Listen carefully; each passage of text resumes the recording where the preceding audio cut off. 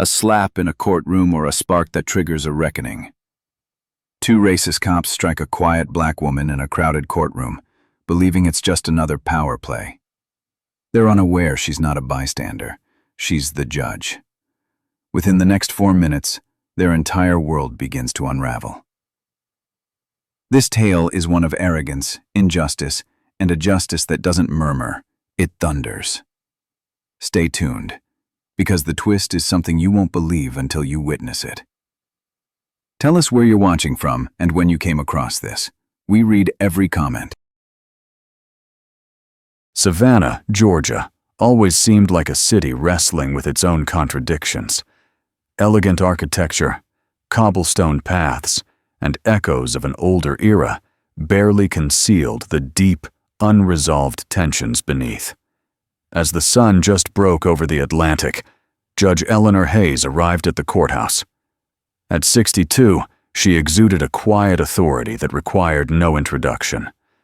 Her silver-streaked hair was neatly tied in a bun, her sharp brown eyes catching every detail, even the subtle slights people thought they could hide. The courthouse, imposing and cold with its neoclassical pillars, had witnessed centuries of both justice and injustice. Eleanor had navigated its marble corridors for over 30 years, first as a defense attorney, battling for clients often condemned for being poor and black, then as a prosecutor intent on rooting out systemic corruption, and now as a judge. She was the first black woman to preside over Savannah's highest bench, a fact some still struggled to accept. Eleanor understood the cost of shattering glass ceilings. People didn't just hurl stones, they acted as if you didn't exist. Passing through the security checkpoint, she received respectful nods from the guards, some offering smiles. She returned a brief nod, her focus already on the morning's docket. It was meant to be a standard arraignment, vandalism, a juvenile defendant, a bond hearing. Yet her honed instincts, sharpened over decades, stirred uneasily. Something felt off today. The clerk outside her courtroom greeted her with a tense smile. "Good morning, Judge Hayes. Officer Grant is already inside." Eleanor paused. "Grant?" "Yes, ma'am. Sergeant Thomas Grant, the arresting officer in the Peterson case. He's been quite insistent." Her jaw tightened slightly. She knew Grant. Everyone in Savannah's law enforcement did. In his mid-40s, clean-cut, a third-generation cop, he embodied unchecked authority. His smirk was as standard as his badge, and his connections across departments kept him untouchable, no matter the complaints filed against him. Those complaints, harassment, excessive force, misconduct, never stuck, always brushed aside like dust under a fine rug. Eleanor had seen his name too often in reports dripping with arrogance.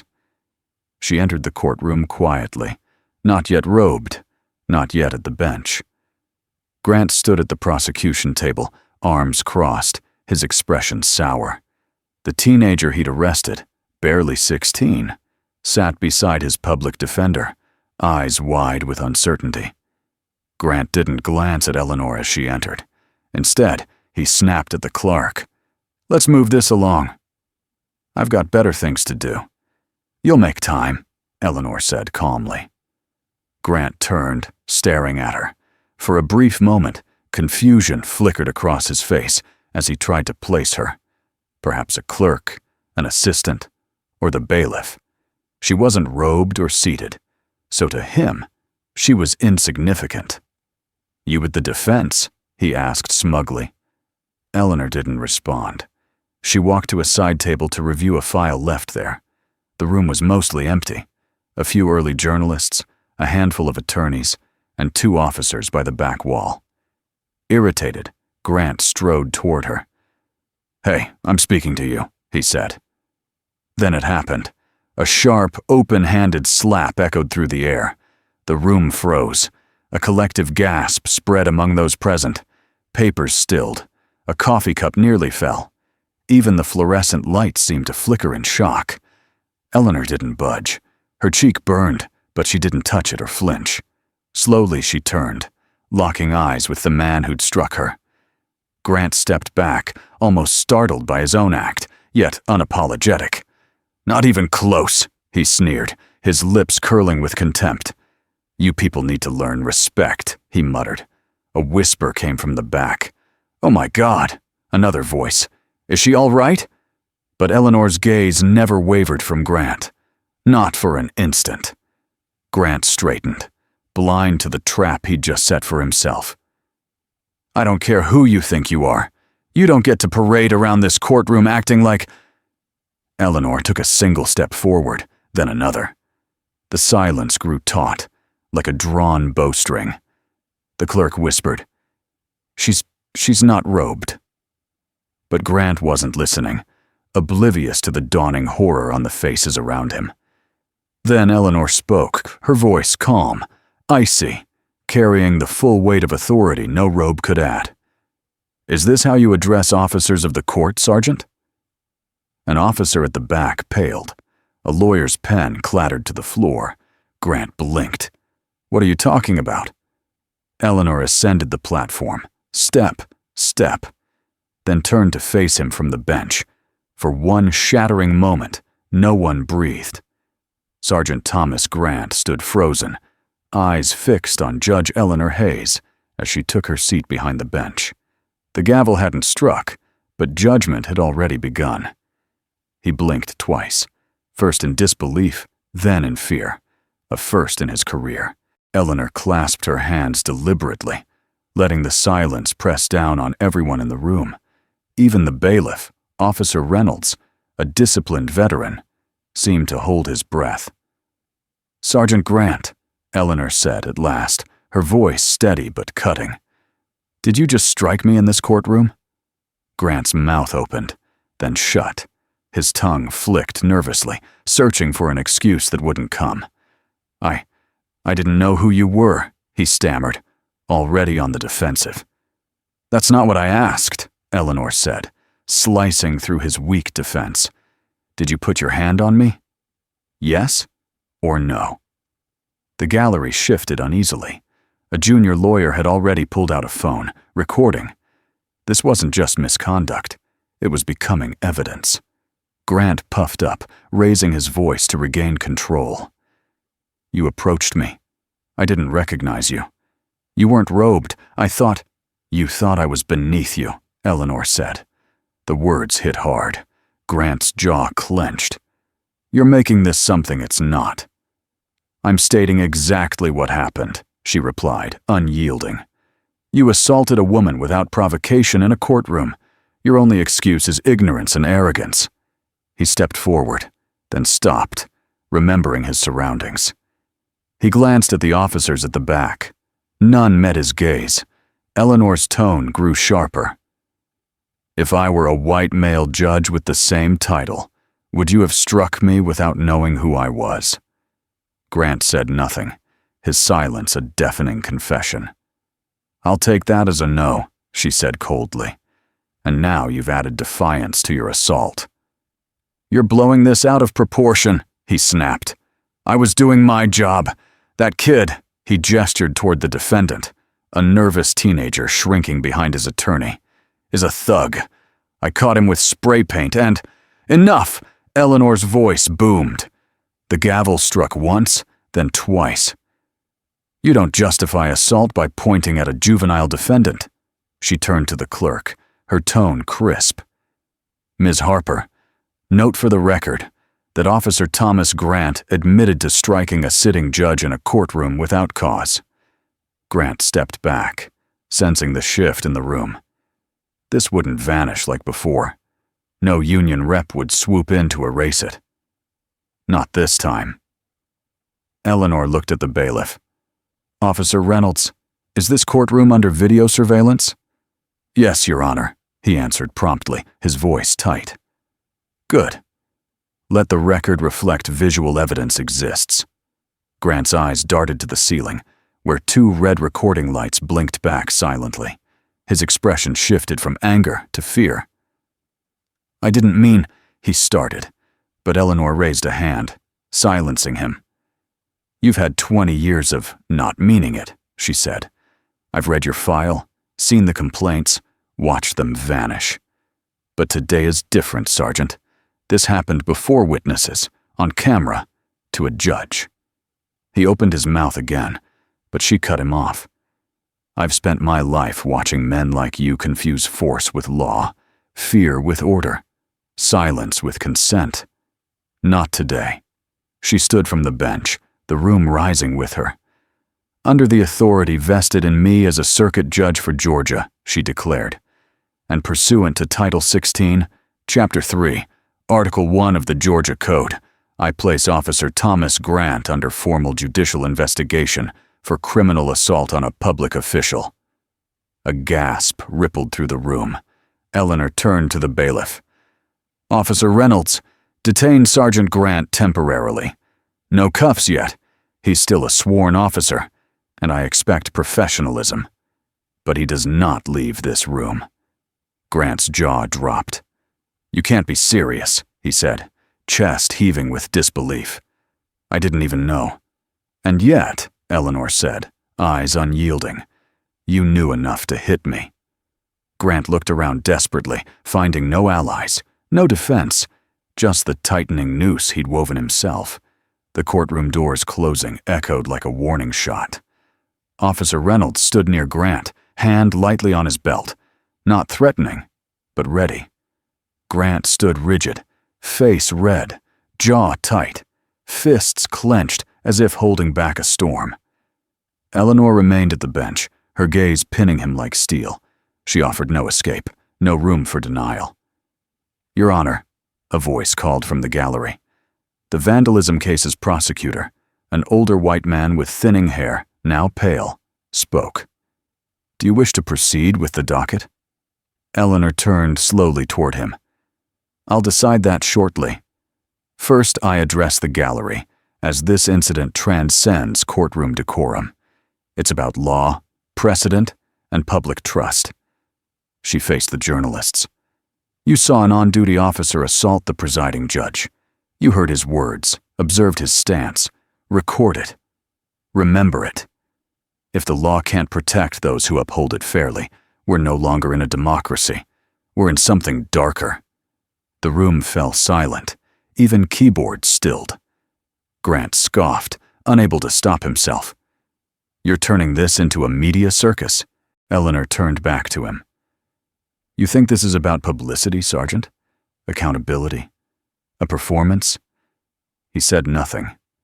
She descended the bench, heels clicking like a countdown. "You've been shielded for a long time, haven't you?" she said softly, the microphone catching every word. "I've seen your kind before, officers who enter a courtroom assuming everyone's beneath them, who say, 'I didn't know,' when they mean, 'I didn't care.'" Grant's eyes flicked to Reynolds, but the bailiff stood still. "Here's what happens next," Eleanor continued. "Internal Affairs will be notified. I'll personally file a complaint with the Attorney General's office before noon. The footage is sealed for legal review, but the press here has enough to make headlines by lunch." Grant's mouth opened. "You're ruining my life over a misunderstanding." "No, Sergeant," Eleanor said. "You ruined your career the moment you struck my face." The words landed, sharp and final. He shifted, glancing at the teenager he'd arrested. The boy now watched, not with fear, but with something Grant couldn't place. Pity, like the look in mugshots before cuffs snapped on. "I've served this city for 20 years, Grant said loudly, almost pleading. "I've risked my life on these streets, taken down real criminals, and now you'll feed me to the wolves for a mistake in a tense moment?" Eleanor returned to the bench. "I'm not feeding you to the wolves, Sergeant," she said, ascending the steps. "I'm delivering you to the law. For 2 decades, you've hidden behind a badge. Today, that badge holds you accountable." She sat, her robe settling like armor. She tapped the microphone once, addressing the room. "This court is not adjourned," she said. "But the vandalism arraignment is rescheduled for tomorrow. The arresting officer has tainted this hearing's integrity." The teenager's defense attorney stood, nervously adjusting his tie. Thank you, Your Honor. Eleanor nodded. Escort your client out via the west exit, safely. The boy stood, glancing back at Grant once as he left. His expression was unreadable, his posture less hunched, less apologetic. Grant grew quiet, his eyes no longer fiery, but darting, calculating, waiting. Eleanor watched him like one might a cornered predator realizing it's caged. She leaned into the microphone again. Officer Reynolds, escort Sergeant Grant to holding room B. I'll contact Internal Affairs and the Chief of Police myself. This is no longer an internal matter. It's criminal. Grant didn't resist, but his jaw was so tight you could hear it grind. As Reynolds guided him toward the side exit, Grant muttered, just loud enough for Eleanor. You think you've won, don't you? Eleanor didn't look at him.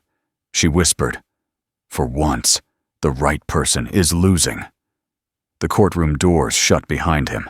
The hallway outside buzzed with electricity. Word spread quickly. A judge assaulted by a cop, not just any cop, but Thomas Grant, and not just any judge, but Eleanor Hayes.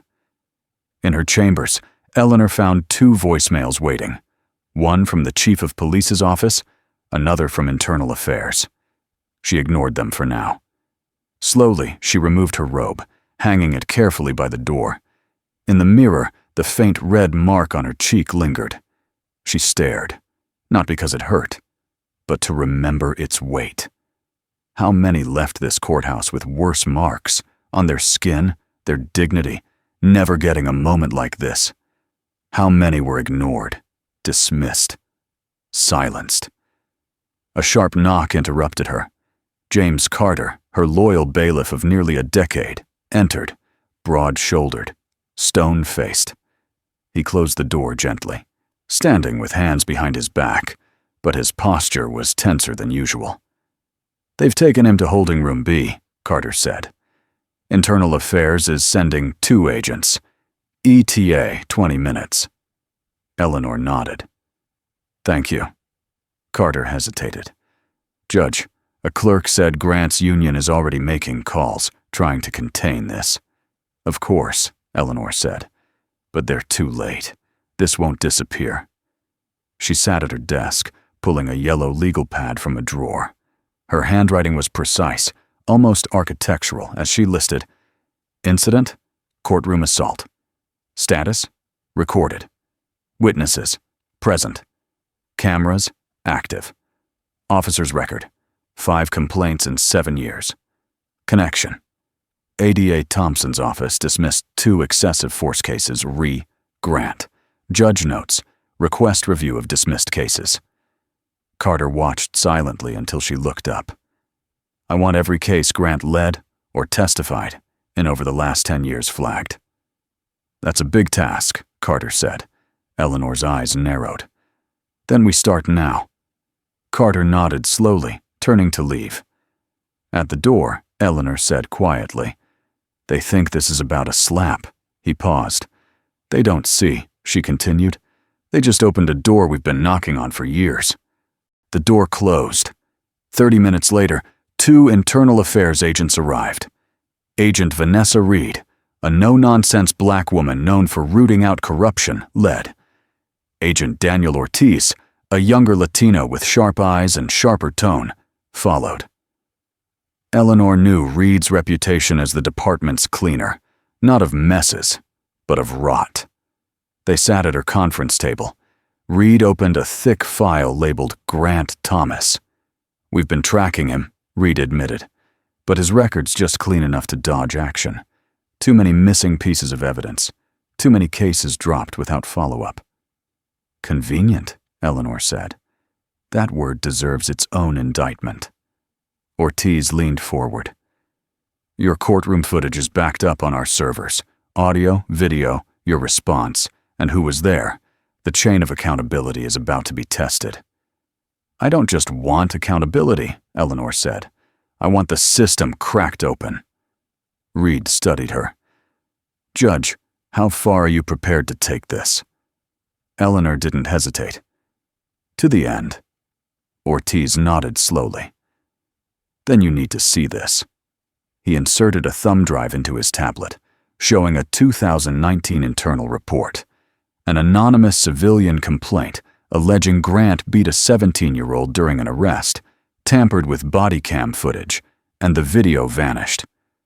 The report was closed for lack of evidence. Eleanor stopped at the reviewer's name. Detective M. Whitaker. She looked up. Captain Whitaker? Grant's former training officer, Ortiz confirmed. Retired last year, but his command staff remains. And now, Reed added, we've found 3 more buried complaints. Same pattern, same signatures. Grant's name is constant, and so is another. She tapped the screen, revealing ADA Michael Thompson, a prosecutor tied to dozens of Grant's cases, always quick to cut deals with police, once seen giving Grant a sly pat after shaky testimony. Eleanor leaned back, heart racing. This wasn't just one bad cop, it was a network. Grant wasn't the rot, he was its stench. What's your next step, Judge? Reed asked. Eleanor's voice was low, resolute. I want every case Grant touched, every buried complaint, every prosecutor who let it slide, delivered to my chambers by sunrise. Ortiz raised an eyebrow. That's an all-nighter. Then don't stop, she said. Reed smiled faintly. We're going to work well together. By 6 a.m., the courthouse was barely stirring. Its halls echoed only with the hum of lights and a janitor's mop. But in Judge Eleanor Hayes's chambers, no one slept. Not her, her clerk, or the internal affairs agents digging through a decade of sealed complaints. Carter arrived with coffee, silent. He set a steaming cup on her desk, then sat in the corner, scanning a thick folder. Eleanor didn't look up from her legal pad. How bad? Carter asked, knowing the answer. Eleanor kept writing. 19 complaints involving Grant, 12 against officers he supervised, 4 prosecutors who ignored strong evidence, 2 body cam videos lost under review. Carter exhaled, rubbing his jaw. Not one bad apple, a rotting orchard. Eleanor looked up, eyes clear. Protected, hidden, sustained, systematically. Her phone rang before Carter could reply. She answered curtly. Judge Hayes. The voice was familiar, calm, male. Eleanor, it's Chief Harris. She leaned back. I expected your call, but not this early. I assume you've seen the footage, he said cautiously. And you have, she replied. A pause. I'm not here to defend Grant, he said. No, Eleanor said. You're here to contain the fallout. Harris didn't deny it. Eleanor, you're stepping into dangerous territory. This isn't just one officer's temper. You're pulling a thread that could unravel the department. That's the plan, she said firmly. I'm not your enemy, he said. You've been silent for years. Silence is complicity, Chief. He sighed. The union's on my back. The mayor wants answers. I hear you've gone straight to internal affairs. Because your department didn't, she cut in. You're escalating this. No, Eleanor said. I'm exposing it. Silence, then a sharper tone. You want Grant punished? Fine. He's trouble. I'll support charges. But dragging in commanders, prosecutors, past leaders, you'll cause a collapse we can't fix. Eleanor's voice held steady. Maybe it's time we stopped fixing and started rebuilding. The line went dead. She stared at the phone, then set it down. Carter raised an eyebrow. That sounded like a threat dressed as a peace offer. Eleanor nodded. He's scared. Good. Her door opened without a knock. Agent Reed entered, grim, holding a red file. You need to see this, she said. Eleanor met her halfway as Reed opened the file, a transcript of precinct surveillance audio from 2 years ago. Grant's voice, laughing in a locker room. Ever see that Judge Eleanor up close? Struts like she owns the place. Thinks her robe makes her untouchable. Another voice, unidentified. She ever come for you?" Grant laughed. "Let her try. I've got friends above her. She steps out of line and she's gone. One complaint. And poof, activist judge, out." Eleanor stared at the page. "Who else heard this?" "We just found it," Reed said. "Flagged in another case, but buried as low priority." "The second voice?" "Running voice recognition. We think it's ADA Thompson." Eleanor's pulse quickened. "If you confirm that—" "We will," Reed said. "But there's more." She showed a list of recent case reviews. "The DA's office had an emergency meeting last night. They're trying to remove you from the case, claiming conflict of interest since you're the victim." Eleanor's jaw tightened. "They want me off the bench." Carter cursed quietly. Reed nodded.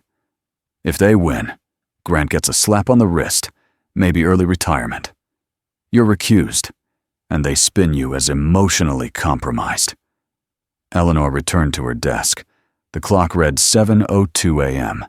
The courthouse would open soon. "I want a public hearing," she said. "Press included. The record will show I stepped down. Not because I'm biased, but because I won't let this fade quietly." Reed nodded, impressed. "Going on the offensive?" Eleanor's eyes blazed. "Number going nuclear." Outside, staff arrived. Phones rang. Journalists gathered like storm-sensing birds. Through the blinds, Eleanor saw a black SUV parked across the street, watching, waiting. Someone was coming for her, but they'd find her ready, ensuring the city heard her if they tried to silence her. By 9 a.m., the courthouse was a pressure cooker. Reporters crowded corridors. Clerks whispered in doorways. Attorneys avoided eye contact. Everyone sensed it. Something big was unraveling. Judge Eleanor Hayes entered the main courtroom, flanked by Carter and Agent Reed, without her robe. She wasn't presiding. She was fighting. The room buzzed, then fell silent as she entered. At the far end, Ada Michael Thompson stood beside Elliot Parker, a state ethics board rep, young, suited, expressionless, a hatchet man. "Judge Hayes," Parker said with a tight smile, "we've received your request for a public hearing on your recusal." "I'm here to clarify and make it public record," Eleanor said firmly. They sat, the press watching closely. "I've reviewed the DA's claim," Eleanor began, "that I'm emotionally compromised due to Officer Grant's actions." Thompson didn't flinch. "It's procedural. As the victim, you may recuse yourself to ensure impartiality, per state statute." "I know the statute," Eleanor cut in. "I'm stepping down from Grant's arraignment, not because I'm compromised, but to prevent this case from being buried." She turned to a young black journalist in the front row. "I request the Grant case be elevated to special review. I also request a federal monitor to investigate prior cases tied to Grant and his allies." Murmurs spread. Thompson leaned forward. "Judge, this isn't the place to allege conspiracy." "I'm not alleging," Eleanor said coldly. "I'm proving." She handed Reed a file, who opened it for the record.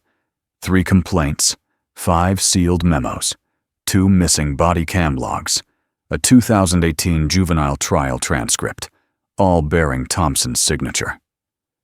"You declined to prosecute Grant in 5 cases," Eleanor said, "despite clear evidence of excessive force and perjury.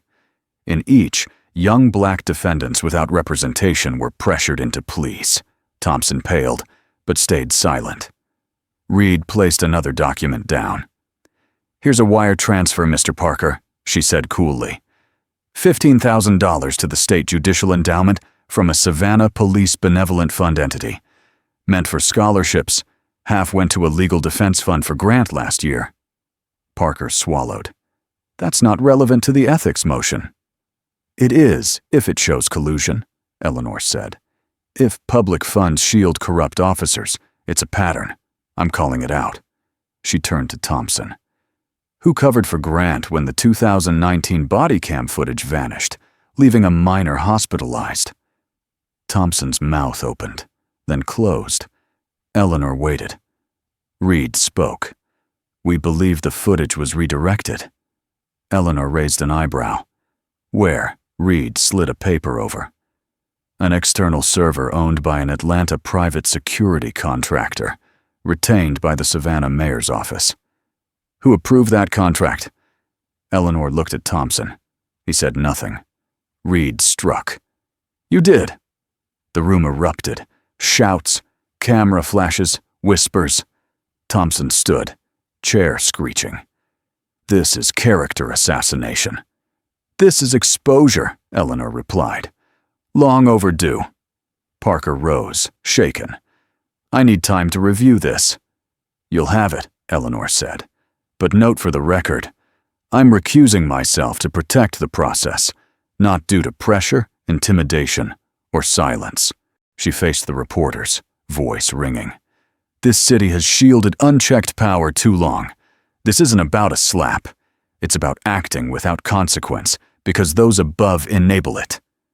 She stared at Thompson. Those layers are collapsing. Thompson left amid whispered calls and sweat. Parker followed. Eleanor turned to Reed and Carter, exhaling. They'll come for you, Carter said quietly. They already have, Eleanor replied. Her phone buzzed. An unknown number. You need to stop. 5 chilling words. She showed Reed. Reed read it. Good. We're hitting nerves. Eleanor looked out at the city's offices and rooftops, hiding secrets. She wasn't just after a cop. She was dismantling a machine, and someone powerful was watching. Grant's cell felt colder than expected. Not physically, though the concrete bench was hard, but spiritually, designed to strip a man bare. No badge, no gun, no shield, just 4 gray walls, and the dawning reality that the world had shifted.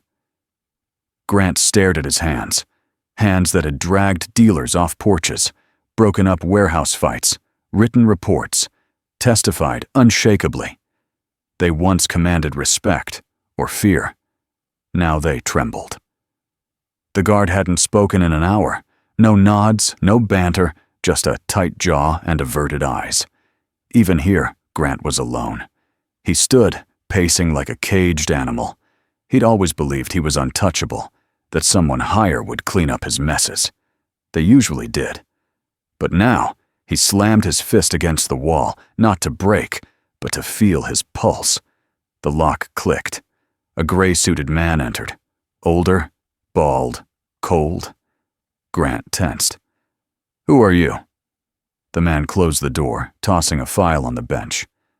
Your lifeline, or your anchor? Grant scowled. I don't do riddles. Then I'll be blunt, the man said. I represent those worried about Judge Hayes' actions. You've been useful, Sergeant, but now you're a liability. Grant bristled. A liability? I gave everything to this department. That's why you're not abandoned yet, the man said coolly. But if you let her control the story, we won't protect you. Grant's eyes narrowed. What do you want? The man smiled faintly. Remind them who you are. He opened the file. Notes on Eleanor Hayes. Her address, family, old photos. One with her late husband, a former attorney. Grant's pulse raced. This is surveillance. This, the man said, is leverage. Grant stepped back. You want me to threaten a judge? No, the man said. Warn her, subtly. She's too bold. She needs to know power isn't robes or courtrooms. It's fear. You know fear. Grant stared.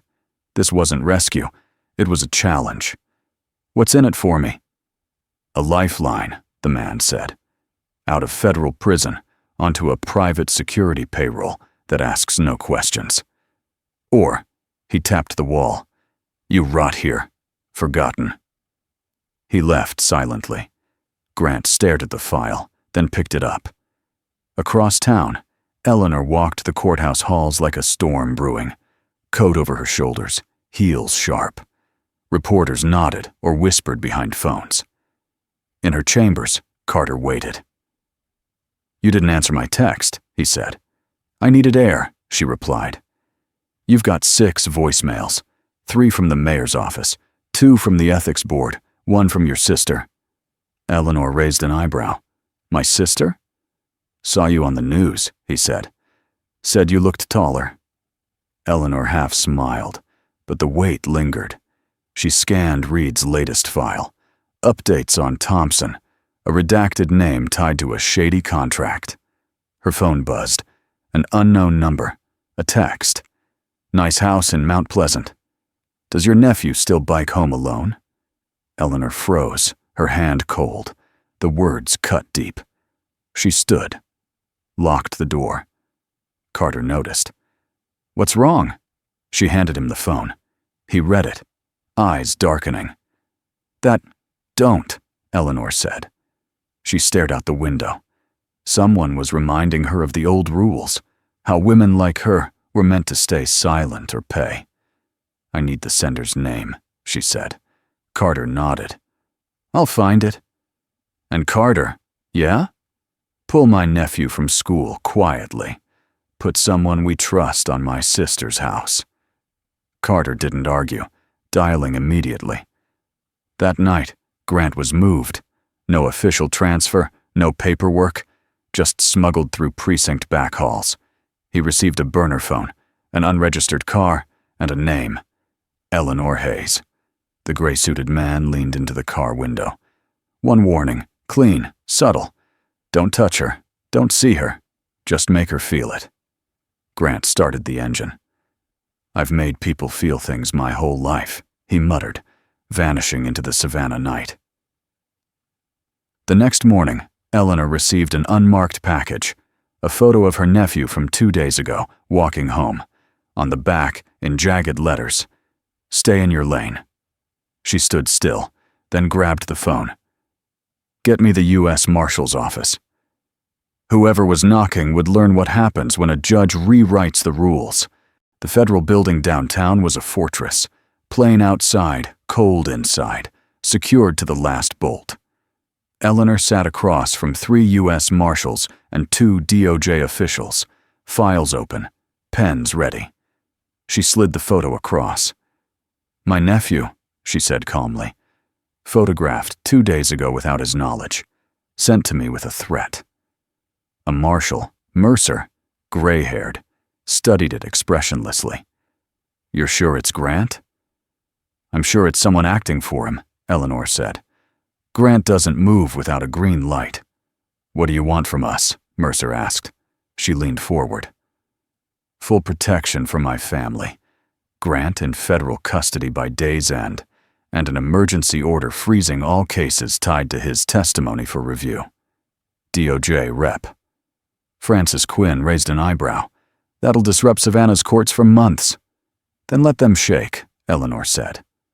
No one argued.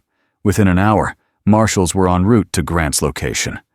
Eleanor returned to the courthouse, not as a judge, but a force storming its halls. She met Reed outside the records room. Reed held a folder. We traced the burner phone, she said. Grant used it twice last night. One call to a number under an Atlanta shell company tied to the mayor's re-election campaign. Eleanor exhaled sharply. The rot's beyond the courts. Reed nodded grimly. Far beyond. You said the shell company was flagged twice, Eleanor whispered. A corruption probe 3 years ago, buried, and the second. Reed's lips tightened. 6 weeks ago, a journalist, Julia Spencer, requested a financial audit. She vanished 2 days later. Found in her car, ruled an overdose. Eleanor's jaw clenched. No drug history? None. Just a record of exposing corrupt officials. Eleanor's fury built. Not loud, but calculating. Get me everything Spencer was working on. Every source, every file. If she pulled a thread, we'll tear the wall down. Reed hesitated. Judge, this may go way beyond Grant. Eleanor's voice was resolute. I'm counting on it. Across town, Grant gripped his borrowed sedan's wheel, sleepless, unfed. His phone buzzed with unknown numbers, orders, warnings, threats from handlers and former allies turning cold. Time was slipping. He'd thought the photo would scare her, remind her she didn't belong in this war. Instead, it had awakened her. Now he was the hunted. In a half-empty parking garage, he grabbed a duffel, cash, a second burner, an illegal Glock. He wasn't going quietly. But before reaching the stairwell, a voice echoed, "Sergeant Grant!" He spun, gun half drawn. 4 marshals emerged, weapons raised. "Drop it, Grant." He froze. No bluff, no rescue, no deal. He dropped the bag, the gun, then his knees hit the concrete with a final thud. At 3:14 p.m., Eleanor got the alert. Grant in federal custody, unarmed, arrested without incident. She didn't smile, only confirmation. No victory. She met with Reed, Carter, and DOJ's Quinn, who brought unsealed documents. "We reopened Spencer's file," Quinn said. The autopsy was inconclusive, but the coroner's report was altered post-submission from a private login that's now gone. Eleanor whispered, "Someone's erasing truth like it's erasable." "Not anymore," Quinn said. "We've launched a task force, internal affairs, feds, and a judicial review board. Grant's not talking yet," Reed added, "but he will." Eleanor studied the files. Names, cases, patterns, a map of injustice, a blueprint of decay, now a trail to accountability. She stood, gazing out the window. The sun dipped, gilding the courthouse steps. Reporters, protesters, survivors gathered. Some with Grant's name on signs, others with photos of loved ones denied justice. Carter stood beside her. "You did it," he said softly. "No," she said. "I turned on the light. The roaches scattered themselves." He smiled faintly. "What's next?" She exhaled. "We find out how deep this tunnel goes." And deep it went. Grant wasn't alone in facing indictment. Eleanor wasn't done dismantling the system. The press conference was set for 10 a.m., but by 9:30, the courthouse steps were packed. Reporters, observers, survivors, citizens with signs. Justice for all or none. Eleanor watched from her chamber's window, in black, not robes, a citizen, a fighter. No bench today. "Grant's in a secure facility," Reed said. "He's talking." Eleanor turned. "To whom?" "DOJ agents, naming names." "How many?" Reed handed her a list. 12, 7 officers, 2 ADA prosecutors, 1 retired captain, 1 council member, and 1 shock. Judge Benjamin Holt, her former mentor who swore her in. Eleanor stared at his name, burned into the page. "No," she whispered. "Ben." Carter's jaw clenched. "That man swore you in." Reed was direct. He also signed off on 3 questionable dismissals tied to Grant, including a civil rights complaint that vanished. Eleanor's fists clenched. This isn't just crooked cops. It's institutional, judicial, political, generational. Reed nodded. "A network fed by silence." "Then we make noise," Eleanor said. "Now." Outside, cameras flashed as she approached the podium. The crowd hushed. She looked over Savannah, heartbroken yet resolute. "I became a judge for justice's promise," she began. "But promises are empty if unkept. Today, I stand as a witness to what's broken and what must be rebuilt." She raised a folder. "This lists 12 who, over a decade, colluded to abuse power. Officers, attorneys, a sitting judge." Gasps. Cameras clicked. Phones rose. "I've given this to federal investigators," she said. "I won't name them here, not from fear, but for due process, which they denied others." Her voice sharpened. "This isn't about one SLAP. It's about a system built on fear, silence, and loyalty to anything but truth." A shout from the back. "We believe you, Judge Hayes." Applause grew. Carter stood to her left, proud. Reed scanned rooftops, alert. With names public, Eleanor was a target. That evening, in her quiet chambers, her phone buzzed. A blocked voicemail. She played it. "Eleanor," said Judge Benjamin Holt, smooth as a blade. "You've seen my name, I presume. You feel betrayed. But before you destroy what we've built, know this. Some systems endure for a reason. Take us down, and you take down this city's last order."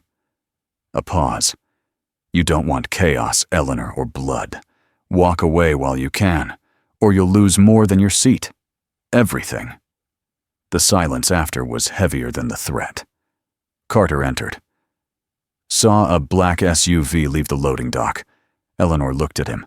Holt called. Carter's face hardened. "Threatening you?" "Warning me," she said. "Worse." He crossed his arms. "You're not stopping." She met his gaze. "Never." By midnight, the smears began. An article. Judge Hayes accused of 2009 misconduct. Sourceless, vague. Bots flooded social media with #activistjudge, #Hayes must resign. Anonymous tips tied her to radical groups. A college protest photo twisted darkly. Her nephew's school got a call about indoctrination. They targeted her bloodline. Eleanor sat in the dark, staring at headlines, screenshots, poison. "They'll burn your credibility, your legacy," Carter said from the door. Eleanor nodded. "Then we change the game." She handed him a black binder. "What's this?" "Everything I never said. About Holt. Cases that felt wrong. Whispers from hallways and elite dinners." Carter flipped through, eyes wide. "Eleanor, this isn't defense. It's a nuke." "I'm not just surviving," she said softly. "I'll ensure they can't hide again." As Savannah slept, files were copied, evidence archived, allies contacted. In her office, Eleanor prepared for the final trial, not of a man, but of the machine that enabled him. 3 weeks later, the federal courthouse was packed. Cameras lined halls, protesters and supporters filled the plaza, marshals circled the building. The air held history. Eleanor sat in the front row, not on the bench, but as a witness, a citizen. On trial. Thomas Grant. Assault of a judge, obstruction, conspiracy, intimidation, perjury. 5 felonies. But others faced justice too. Indictments unsealed. Thompson resigned. Plea bargaining. Holt suspended. 2 captains fired. 3 officers turned state's evidence. The unnamed handler vanished. The web unraveled, and Eleanor had struck the match. The prosecutor rose. "Your Honor, the state calls Judge Eleanor Hayes." The room held its breath. She walked to the witness box, took her oath, sat composed. "Judge Hayes," the prosecutor said. "What happened on April 11th? Her voice was steady, unshakable. "A man struck my face, believing I didn't belong." "What did that moment mean to you?" She paused. "It showed the system I served couldn't protect its servants. That respect, law, truth were negotiable, reserved for a select few." She faced the jury. "But it also meant silence couldn't shield us anymore. If I didn't rise, others would stay down." The prosecutor nodded. No further questions. Grant's lawyer, young and outmatched, approached. "Judge Hayes, do you think you're above the law?" She looked at him calmly. "No, I'm under it. Like everyone. That's the point." Laughter rippled. The judge's gavel struck. The lawyer tried again. "Did you bring bias to this investigation?" "I brought truth," Eleanor said. "If truth discomforts, that's justice at work." The jury watched, rapt. Grant watched too, not with anger, but the hollow gaze of a man who knew it was over. 2 days later, the verdict. Guilty on all counts. Sentencing would come, but Grant was no longer the story. The ripple became a wave. A week later, a statewide probe into judicial misconduct began. Over 140 convictions were flagged for review. A civil rights commission audited complaint procedures. The governor launched a reform task force. Savannah's police faced federal oversight. On a rainy Thursday, Eleanor returned to the courtroom where it started. The slap lingered in memory, but all else had changed. She stood before the bench, her reflection in the polished wood. Carter entered, coat damp. "They want to name the conference room after you." She raised an eyebrow. "I'm not dead."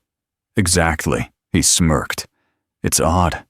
She smiled faintly, then sobered. "Will the reforms hold?" Carter shrugged. "Some will. Others need time." Eleanor nodded. "Justice isn't a moment. It's erosion and rebuilding." He hesitated. "You sure about this?" She turned. "I have to be." That afternoon, before the State Judiciary Review Board, flashes popped, mics clicked. She cleared her throat. "I'm resigning." Gasps. "I believe in the law's power to protect, punish, heal. But institutions need new hands to rebuild. I lit a fire. I won't bask in its glow." A board member stood. "Judge Hayes, you've sparked a movement. You could lead it." She smiled sadly. "Change needs momentum, not monuments." She turned to leave, then added, "Ensure the next woman in this robe doesn't fight as I did to be heard." 2 months later, she was at her family's Mount Pleasant home. The quiet cleansed, no longer threatened. Her nephew biked in, backpack swinging, saw her on the porch, dropped his bike, and ran up. "Auntie Eleanor!" he shouted. She hugged him, strong, long, silent. "I saw you on TV," he said into her shoulder. "You made them listen." She looked into his eyes. "I made them look. Listening's up to them." He nodded, wise beyond his years.